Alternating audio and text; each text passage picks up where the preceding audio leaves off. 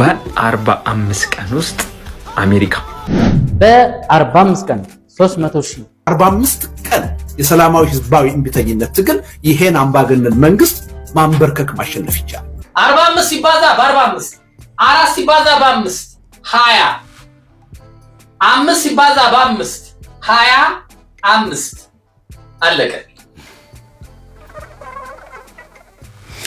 ሰላም በመላው ዓለም የምትገኙ ውድ የዩቲዩብ ቤተሰቦቼ እንደምናችሁ እንደምትከረማችሁ ትኩስ ነገር እንግዲህ ከዛም ለእናንተ ይመቻል ብዬ ያሰብኳትን ያዝናናናል ያወያየናል ብዬ የማስባትን ነገር እንግዲህ ይዤላችሁ መጥቻለሁ ማለት ነው። እንግዲህ 2025 ላይ 45 ምን እንደሆነች ባይታወቅም ሂሳብ እንግዲህ በደንብ አድርጎ አስልቶልናል። ለካ 45 ሲባዛ በ45 2025 ይመጣልና እንግዲህ 2025 ባሁኑ ባለንበት እንግዲህ በፈረንጆች በፖለቲካው ዓለም 45ን በጣም ተጠቅመውበታልና ያንን በተመለከተ እስቲ ከዛም ለእናንተ ይመቻል ብዬ ያሰብኳትን ነገር እንዝናናበት፣ ደግሞ ያው እንጫወትበት። የእናንተንም ኮሜንት ያስፈልገዋል። ስለ ሀገራችን ደግሞ እንግዲህ በ45 ቀን ውስጥ መንግስት መገልበጥ የሚችል እንግዲህ መጽሐፍ ሁሉ እንደተጻፈ ሰምተናል።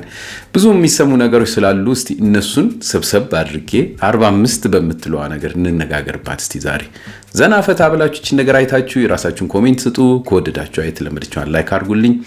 በተረፈ አዲስ የሆናችሁ ቤቴን ጎብኘትኘት አድርጋችሁ ሰብስክራይብ አድርጉ እያልኩኝ ቀጥታ ወደ ፕሮግራሙ ልግባላችሁ። መልካም ጊዜ ይሆንላችሁ።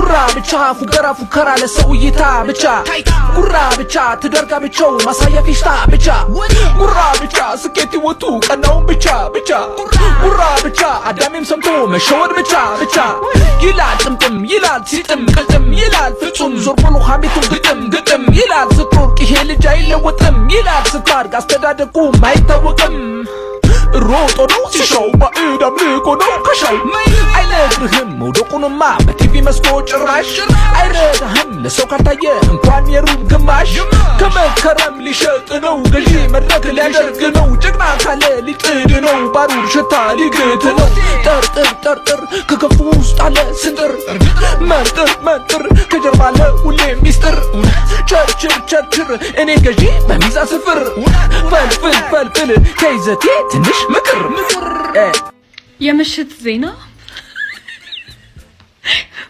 ብሩክ ኒውስን ቀድሞኛል ጻፉልኝ። ያቀደመኝ አይመስለኝም፣ ግን ደግሞ ከቀደመኝም እኔ ተጨባጭ መረጃዎችን ይዤላችሁ ነው የመጣሁት። ከሀገር ሊወጡ በጎኖ ሲሉ ጋብ ምን አስታወሰኝ። ወይኔ ስሙን ጠርቼ ነበር የማችሎት። እኔ ከሱ ለመሸሽ ስል ኮርማ ባቦኝ ነው የተሳብኩት። ያልተቀጠቀጠ ያልተገራ ያልተቆላሸ ኮርማ ባቦኝ ተስቤ ነው የወጣሁት ከሱ ድንበር እና እነዚህም አንደኛው ዮኒ ላከኝ የሚለው ነው አሉ። አንደኛው ማንችሎት፣ አንደኛው ደግሞ ያሰመጣት ያለ እንትን መንቀሳቀስ ስለማይችል በማል ያለችን ማንችሎት ነው። እሷ ሴቲቱ አለች አንድ ቀና ያለች እሷ ናቸው አሉ። ጨረስኩ። ወደ ፖርቹጋል ነገር የማይገባ ማለት ነው። ኡጋንዳ 45 ቀን የሰላማዊ ህዝባዊ እምቢተኝነት ትግል ይሄን አምባገነን መንግስት ማንበርከክ ማሸነፍ ይቻላል። ስሙናህን ባይገባኝ ታሪክህን፣ ነገህን፣ ተስፋህን፣ ሀገርህን ይሰርቁታል ፖለቲካል ሌቦች። ቦርሳህን፣ ስልክህን፣ ገንዘብህን፣ ቁስህን ይሰርቁታል ኦርዲነሪ ሌቦች። በእነዚህ ሁለት ሌቦች መካከል ያለው ልዩነት ኦርዲነሪ ሌባ አንተን ፈልጎ ካንተ የሆነ ቁስ አገኛለሁ ብሎ መርጦህ ወደ አንተ ህይወት ይመጣል። ፖለቲካል ሌባን ግን አንተ መርጠኸው ወደ ህይወትህ ታስገባዋለህ። የፈረስ ቤት ጋጣ ነው የሚባለውና ፈረሶች ልክ ፋይሬጅ ላይ ምናምን ሲደርሱ ጎረመስኩኝ ምናምን ብለው ሲያስቡ ከጋጣው እንወጣለን ይላሉ። ከዛ የታባኑ ተውጣው በዚህ ኑሮ ውድነት የት ነው የምትሄደው ምናምን ሲባል ጋሪም ቢሆን ሰርቼ ይበላለሁ ምናምን ብሎ ይወጣል። እና እንደዚህ አይነት ፈረስ ጋጦ ወጥ ይባላል። ከጋጣው የሚወጣው ፈረስ ማለት ነው። እና እኛ ጋጦ ወጥ ፈረሶች በጣም እያስቸገሩን ያሉት አሁን ከጋጣው በጣም ብዙ ፈረሶች ወጡብን። ችግሩ እሱ እና የወጡት ትንንሽ ፈረሶች ቢሆኑ ችግር የለውም። ትንንሽ ፈረሶች ይገራሉ፣ ይታረማሉ። ትልልቅ ፈረሶች ናቸው። ባልደራሱ አልተገራም ወይ ፈረሱ ሚሎ ዘፈን ሲሰራ ያኔ የነበሩ ፈረሶች ናቸው። ቴዲ አልበም የለቀቀ ጊዜ እነሱ አይነት ፈረሶች አሁን እንዴት ነው የምትገራቸው? እንዴት የሚመከሩት? ሀገሩን በጠብጡት። በቃ እንደዚህ አይነት ያረጁ ፈረሶች ናቸው። አንዳንዱ ፈረስ ደግሞ ከጋጣው መውጣት ብቻ አይደለም ከጋጣው ፈርጥጧል እና ጋጠፈጥ ይባላል። እንደዚህ አይነት ፈረስ ደግሞ ራቅ ብለው ያሉ ፈረሶች አሉ። ሰምተው ማታውቁ አይነት ብልግና ነው የሚያሰሙ ነው ማለት ከ18 ዓመት በታች እንዳይሆኑ የሆኑ ልጆች እንዳይሰሙት የሚባል ቪዲዮዎች አሉ። ግን ከ18 ዓመት በላይ የሆኑ ነው ስቆ እኔ አሁን ሰምቻቸው ማላቃቸው አይነት ብልግናዎች ከነዚህ ሰዎች እየሰማሁ ነው ማለት ከጁቪዎቹና ከሼቦቹ አዳዲስ ይለቀቃሉ በየ2 ሳምንቱ ልክ እንዳልበም ማለት ነው። ይሄኛውን ስድ ገና ጠግበሳ ጨርስ አዲስ ስድ ይለቁባል። ስድ 2.0 በሌላ ከለር እና እናንተ በእድሜ ገፋ ያላችሁ ጋሼዎች ወይም ጋጥ ወጥ ሼቦች ባካችሁ ተረጋጉ። አሁን እንደሰማችሁት ነው እንደው ዘናፈታ እንበል በሚል ነውና 45 እንግዲህ ሌላም ጣጣ ነው ይዛ እየመጣችሁና ለምንድን ነው በአገራችን ውስጥ ሰላምን ማንፈልገው ምንጊዜም ፉካራ ብቻ ምን ሆነው የሚለው ነገር በጣም ስለሚያሳስበኝ ነው እንግዲህ እንደዚህ አይነት ነገር ላቀርብላችሁ የፈለኩት። ብዙ ጊዜ በኮሜንቶች የማየው ምንድነው ጥሩ ነገር ለማቅረብ በምንሞክርበት ሰዓት ነገሮችን ይገለብጡና ወደ ኔጌቲቭ ነገር ይወሰዳል ወይ ወደ አንድ ሳይድ ይወሰዳል። ወይ ሀገር መጥላት አለብን ወይ ደግሞ መንግስት መቀበል አለብን። ያው ኢትዮጵያዊነትን ስንል መንግስት መቀበል አለብን እንደማለት ነው ብዙ ጊዜ የሚወሰደው ማለት ነውና በሁለቱ መሃል መሆን አይቻልም ወይ? የሆነ አንድ የሆነች ትንሽ እንዲው ወንዝ እንኳን አትሰሩልንም ወይ? ይሄ ነው እንግዲህ እኔ ጥያቄ። ለምንድን ነው ብዙ ጊዜ ወደ አንድ በኩል የምንሳበው? በሁለተኛ ደረጃ ለምንድን ነው ምን ጊዜም ፉከራ ብቻ ስምምነት የሌለው ፖለቲካ እንቅስቃሴዎች ወይም ንግግሮች የማንሰማው የሚለው ነገር በጣም ብዙ ጊዜ ያስቀኛል። ምክንያቱም አንድ ነገር በተገኘ ቁጥር እንደተባለው ዝቃ እንዳልተገራ ፈረስ መሮጥ ነው የምንፈልገው ወደ አንድ ነገር ሲሰማ ያን ነገር ኔጌቲቭ አድርገን መውሰድ ነው የምንፈልገው። በጎ ነገር ተረጋጉ ማለት ነውር ነው በቃ በብዙ ኢትዮጵያውያን ለምን እንደሆነ በጣም ባይገባኝ። ለምንድን ነው ይሄንን የምለው? ባለፈው እንግዲህ እንዳቀረብኩላችሁ በዩኒቨርሲቲዎች እንግዲህ ተከሰተ ነገር ነበርና ይሄ ነገር ገና ያልተወሰነ ያልተረጋጋ መንገዱ እንዴት እንደሆነ ያልታወቀ ነገር በምንወያይበት ሰዓት ውይይት ነው እኔም ሳቀርብላችሁ ጥንት የነበረ የውጭም ሀገርን የምን ለያይቼ ነበር ያቀርብኩት። ግን ስሜታዊ ሆኖ በጣም ብዙ ሰው ብዙ ነገሮች ነው እንግዲህ አስተያየት የሰጠውና ምንም ነገር ደግሞ በአስተያየት ስንወስድ ወደ አንድ ወገን እንድናዘነብል ናችሁ የሚለው ነገር ይመጣል ማለት ነው። ሌላ ነገር ደግሞ ሲሰራ ወደዚህ ናችሁ፣ ወደ ብሔር ናችሁ፣ ወደ ሃይማኖት ናችሁ እና እስከመቼ በዚህ እንቆያለን? እስቲ በራሳችሁ አስተያየት ስጡበት በዚህ ይላል። በተረፈች 45 በምን ምክንያት ተመረጠች የምትለዋነች ደግሞ ሌላ በጣም ይገርመኝ 45 ቀን አንድን መንግስት የመጣል ኃይል 45 ቀን የሆነ ነገር የማድረግ ፕሮሚሶች በጣም ብዙ አሉ። 45ን በሌላም ነገር ደግሞ እናውቀዋለን። እስቲ ትንሽ ነገር ጠብል አድርግላችሁ።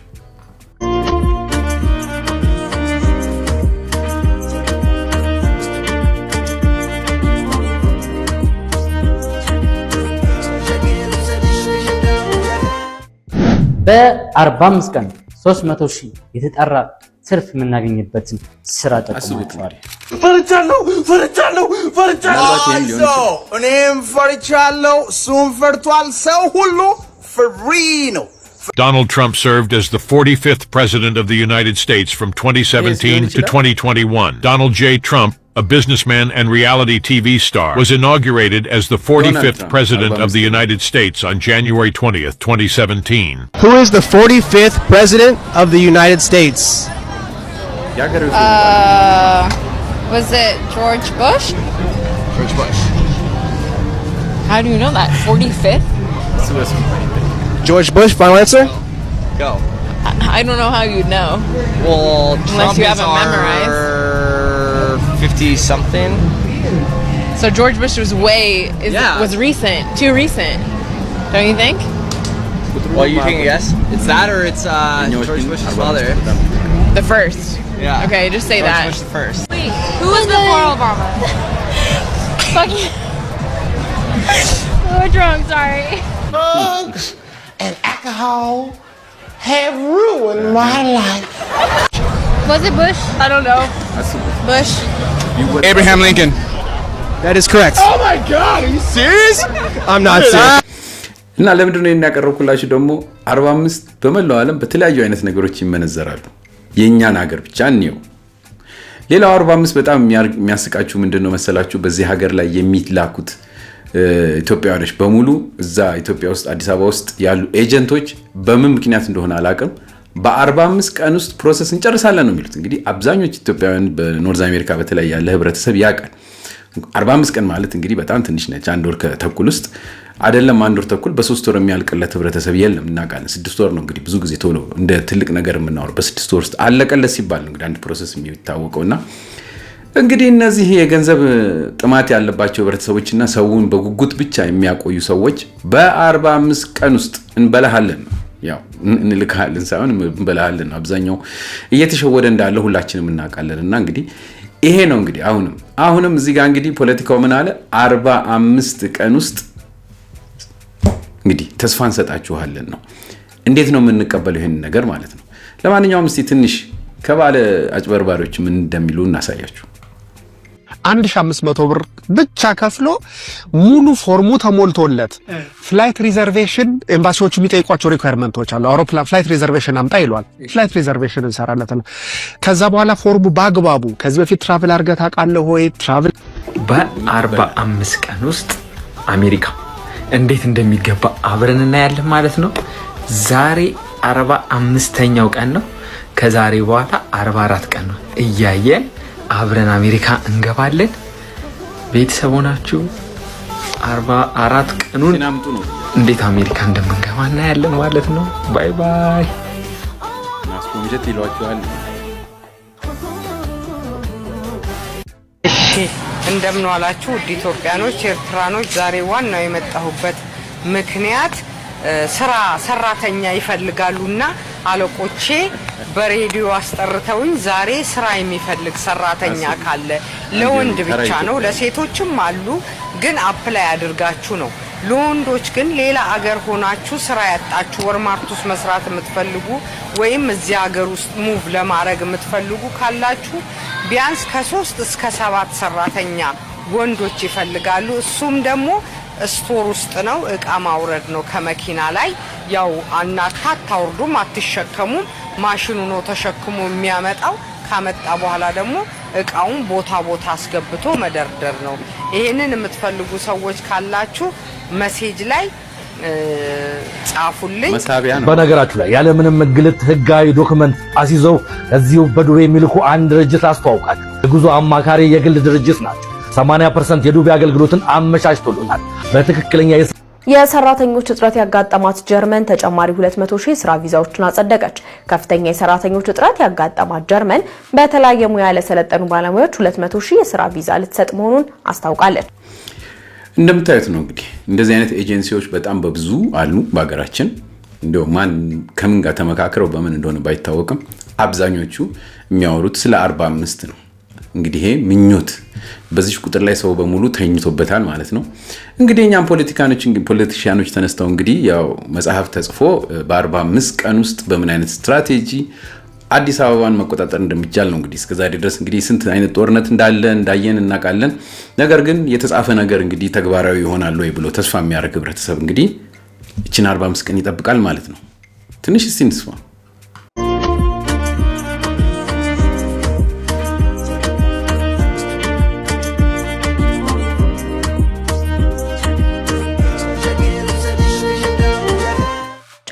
እኔ ይሄ መጽሐፍ ከማንም በላይ እንዲያነበው የምፈልገው አገር ውስጥ ያለው ህዝብ ነው።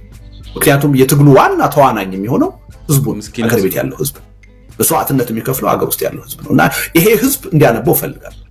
ይሄ ህዝብ ግን በ2 ምክንያት አሁን ይሄን መጽሐፍ የሚያነብበት እድል በጣም ጠባብ። በአንድ በኩል ይሄን መንግስትን የሚፈራውን ነገር በደንብ አድርጎ አርቲኩሌት የሚያደርግ መጽሐፍ ነው። አንድን አምባገነን መንግስት በ45 ቀን ወይም በ6 ሳምንት እንዴት ማሸነፍና ማንበርከክ እንደሚቻል የሚያሳይ መጽሐፍ ነው። ይሄን መጽሐፍ የወቅቱ የዶክተር አብይ መንግስት አገር ቤት ታትሞ እንዲሰራጭ ይፈቅዳል የሚል ሞኝነት የለኝም። ስለዚህ ህብረተሰቡ እንዴት ነው የሚደርሰው? ሁለተኛ ውጭ ሀገር ደግሞ በኦንላይን የሚታተመውን ነገር የክፍያ አክሰስም የለውም ሰው። እንደው አክሰሱ ቢኖረው ደግሞ አሁን ባለው የኑሮ ውድነት መጽሐፍ በጣም ተወ አንድ ተራ መጽሐፍ 1000 ብር የሚሸጥበት ሁኔታ ነው ያለው እና አቅሙም የለውም። ስለዚህ ይሄ ህዝብ በእነዚህ ምክንያቶች ይህን መጽሐፍ ሳያነበው መቅረት አለበት ወይ የሚለውን ነገር መመለስ ነበር። መንግስት 45 ቀን ነው የቀረው 45 ቀን ነው በቃ በ45 ቀን ውስጥ እንጥለዋለን የ45 ቀን ሐሳቤ የ45 ቀን የትግል መንገዴ እያሉ ነው እነዛን ቅድመ ሁኔታዎች ግን በጥንቃቄ ካሟላናቸው 45 ቀን መሳይ በጣም የረዘመ እኔ እንደ 45 ቀን ነገር ጽንስ ነው ማለታችን አይዘነጋም ባለፈው እንደዛ ብለን ነበር አሁንም አቶ ልደቱ አያሌው እሱን 45 ቀን እያሉ ነው ከመጀመሩ ነው የሚቆጠረው ይሄ 45 ቀን አላቅ ባቶ ልደቱ ካላንደር 45 ቀን ስንት ነው ባቶ ልደቱ አቆጣጠር 45 ቀን ስንት ነው የሚቆጠረው ማለት በልደቱ ስንት ነው በስንት ነው የሚመነዝረው 45 ቀን ከመጀመሩ ስንቁጠር ማለት አዲስ አበባ የምትጠበቀው እኮ በአንድ ለአምስት አይደለም በአንድ ለአምስት አይደለም አዲስ አበባን የሚጠብቃት ላይክ ብርጌድ ኮሜንት እዝ ዩቲዩብ ምናምን ኮሎኔል እኮ አይደለም ያማል እንዴ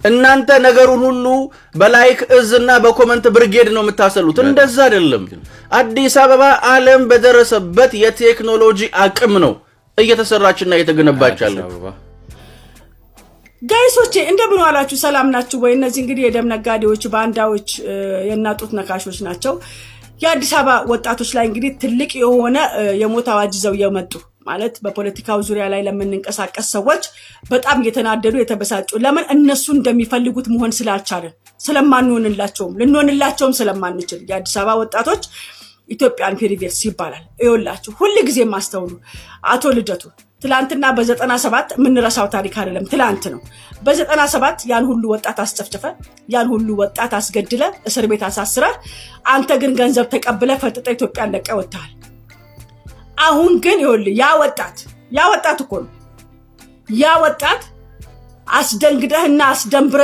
ወደ ሺሻ ቤት ወደ መጠጥ ቤት ወደ ጫት ቤት ሱስ መንደር የላከው ያስደበከው ያ ወጣት በዛን ዘመን ባንተ ጉዳይ ደንብሮ የገባው ያ ወጣት ዛሬ ይኸውልህ ኃይለኛ የሆነ የመነቃቃት ስራ ተሰርቶ በኢትዮጵያ ጉዳይ ላይ በቁጭት እየተንቀሳቀሰ ያለ ኢትዮጵያዊነት ደሜ ነው ብሎ በኢትዮጵያ ልማት ላይ በኢትዮጵያ ሉዓላዊነት ላይ በቀይ ባህር ጉዳይ ላይ በአባይ ጉዳይ ላይ ኢትዮጵያ ውስጥ እየተሰራ ባለው ጉዳይ ላይ በጠቅላይ ሚኒስቴራችን ጉዳይ ላይ እና በመከላከያ ዙሪያ ላይ ማንንም ሰው ምንም አይነት እንቅስቃሴ ባያደርግ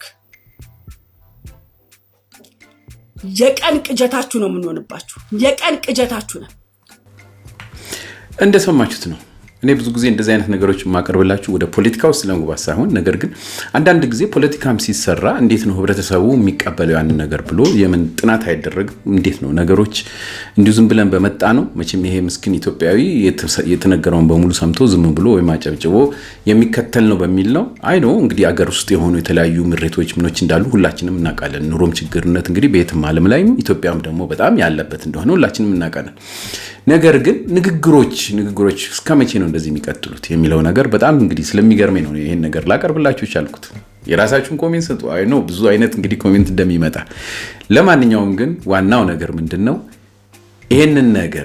ይሄንን ፉክቻ እነማን ናቸው ሊያቆሙት ሊያበርዱት የሚችሉት በምን አይነት መንገድ እስቲ ነገሮችን ሰከን ብለን እኔ የሚል አካል ከየት ይምጣ ከየትኛው ወገንስ በቃ እስቲ ነገር ይረጋጋ የሚለው ይምጣ እስቲ እናንተ እንግዲህ የራሳችሁን ኮሜንት ስጡ በጥላቻ ወይ በመናምን ወይም የሆነ ነገር አይደለም ጀስት በኢትዮጵያዊነት በሰላማዊነት በአዲስ አበባዊነት ነው እንግዲህ ነገር ላቀርብላችሁ ይደድኩት ማለት ነው ወደሚቀጥለው እንሂድ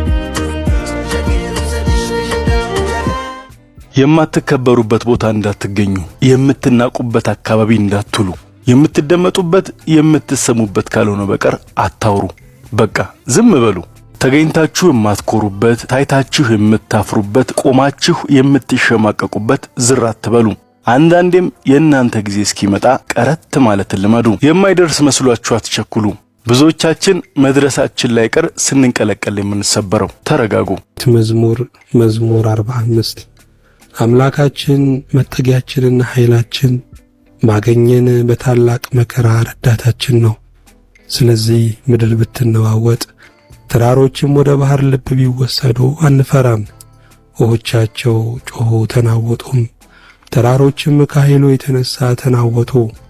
የወንዝ ፈሳሾች የእግዚአብሔርን ከተማ ደስ ያሰኛሉ። ልዑል ማደሪያውን ቀደሰ። እግዚአብሔር በመካከሏ ነው፣ አትናወጥም። እግዚአብሔርን ፈጥኖ ይረዳታል።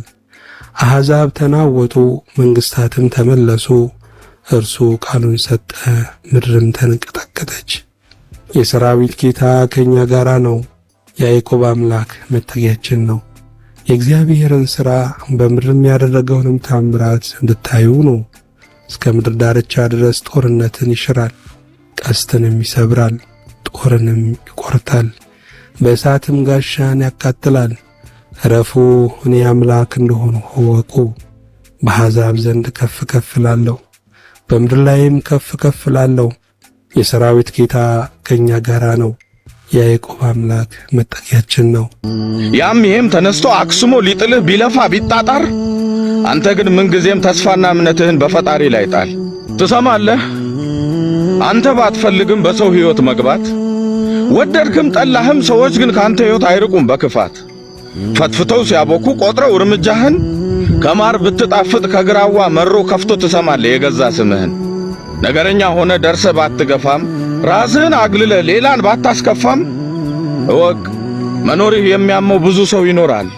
ስላላየህ እንጂ ሆድ የሚታይ ቢሆን ቆመ መራመድ ስንቱን ያቃጥላል። ስለዚህ ያም ይሄም ተነስቶ አክስሞ ሊጥልህ ቢለፋ ቢጣጣር፣ አንተ ግን ምንጊዜም ተስፋና እምነትህን በፈጣሪ ላይ ጣል። ምክንያቱም ራስ ወዳድ ሆኖ የቅርብም የሩቅም በሚጎዳህ ዓለም የሚያነሳህ እንጂ እግዚአብሔር ካንተ ጋር የሚወድቅ አይደለም። ሰምተህኛል። ሰላማችሁ ይብዛ። እናመሰግናለን ወንድማችን። በእውነት ገጣሚው ራሱ በጣም ቆንጆ ሆነ እንግዲህ መልእክቱን ያስተላለፈልን። እንግዲህ ወደ ኢትዮጵያ ቤተሰቦቼ እኔ እንግዲህ ማቅረብ የምፈልገው ብዙ ጊዜ እንደዚህ የተረጋጋ ነገሮችን እንግዲህ በተቻለ መጠን ወደ መጥፎ መስመር እንዲይዝ ሳይሆን ህብረተሰቡን አትሊስት ተረጋግቶ በተለይ ኢትዮጵያ በእምነት የታወቀች ስለሆነች በተለያየ እምነት ውስጥ ያለ ህብረተሰብ ተረጋግቶ ስለ ሀገሩ እንዲያስብ ነገሮችን ቶሎ ብሎ ሳይፈርጅ አረጋግቶ ለህብረተሰቡ የሚችለውን በያቅሙ በየእድሜው እንዲሰብክ እንዲናገር ነው እንግዲህ ፍላጎቴና ምኞቴ። ለዚህ ነው ይሄን ያቀርብኩላችሁ። በጣም በሚገርም ሁኔታ 45 እንግዲህ እንዳያችኋት መዝሙረ ዳዊትም ላይ በጣም በሚገርም ሁኔታ የራሷ የሆነ ትልቅ እንግዲህ ድርሻ አላት ማለት ነው። ሌላውን እንግዲህ ለእናንተ ልተው። 45ን ፈልጋችሁ የራሳችሁን ኮሜንት ስጡ ላለው ላይክ እንግዲህ በየጊዜው የምለምላችሁ ነገር ነው። እንግዲህ ላይክ አድርጉልኝ። እንግዲህ ያው ውድድርና ሽኩቻ ያለበት መድረክ ሆኗል እንግዲህ የኛ ቻናል። ስለዚህ ላይካችሁ ምን ጊዜ ማይለየኝ ይላለው። በተረፈ በሚቀጥለው ጊዜ እስከምንገናኝ ድረስ ደህና ሁኑ። አንድ ነገር እንግዲህ ጠብ አድርጌ ልለያችሁ። ሰላም። ጠመንጃ አንስቶ መንግስት ለመገልበጥ የሚሮጥ ቡድን አልደግፍም። መከላከያንም ደግፈው የፖለቲካ ደጋፊ ስለሆንኩ ስላልሆንኩ አይደለም። መከላከያ የኢትዮጵያ ክንድ ነው። እዛ በቀቡ መከላከያ ወታደሩ ህይወቱን ይሰዋ የለን ምን ያለ እኔ በስድብ እንትን ብል ምንም ችግር የለው። የኢትዮጵያዊነት ኩራት ነው። ምንም ወደፊትም ደግመዋል። እኔ ሀገር ወክሎ ስለ ሀገር የሚቆም የመከላከያ ደጋፊ ነኝ። አለፈውም ነበርኩ፣ አሁንም ነኝ፣ ወደፊትም ነኝ። ምንም አትጠራጠር በዚህ። ማንነኝ ነኝ? እኔ ኢትዮጵያዊ ነኝ። በኢትዮጵያ መቀጠል የማምን ስለ ኢትዮጵያ ማንኛውንም መስዋዕትነት ለመክፈል የተዘጋጀው ባግራውንዴ ራሱ ወታደር የነበረ ኢትዮጵያዊ። መከላከያ ይሄንን ስራ ትሰራለህ ብሎ ስራ ሲሰጠኝ ጥያቄው ኢትዮጵያዊ ነህ ወይስ አይደለም? ስለዚህ መከላከያ ይሄንን ታሪኬን ስራልኝ ሲል ለልጆችህ የምትናገረው ሌጋሲ። እኔ የምሰራው ነገር እኔን አሳምኖኛል ወይ ነው? እኔ የምሰራው ነገር ነገ ለህዝብ ሲቀርብ የሚጸጽት ነገር አለው ወይስ የለውም? እና በጣም ደስ ብሎኝ ለልጆቼ በኩራት ማወራው እስካሁን ከሰራዋቸው ስራዎች ሁሉ የምኮራበት ደሲቪ ደግሞ ለዓለም የምረጫው ስራዬ ነውና በዚህ አትጠራጠር። ተሰደብኩ አልተሰደብኩ ምናምን ነገ ፊልሙ ለህዝብ ሲቀርብ እውነቱ ይወጣል።